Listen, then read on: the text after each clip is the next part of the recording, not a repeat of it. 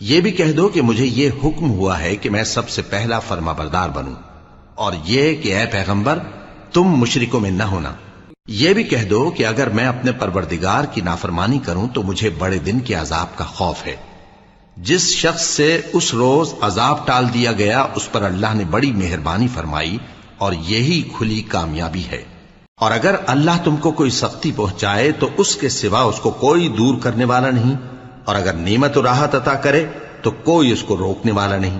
وہ ہر چیز پر قادر ہے، اور وہ اپنے بندوں پر غالب ہے، اور وہ دانا ہے، خبردار ہے۔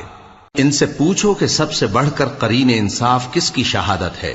کہہ دو کہ اللہ ہی مجھ میں اور تم میں گواہ ہے، اور یہ قرآن مجھ پر اس لیے اتارا گیا ہے کہ اس کے ذریعے سے تم کو اور جس شخص تک وہ پہنچ سکے آگاہ کر دوں۔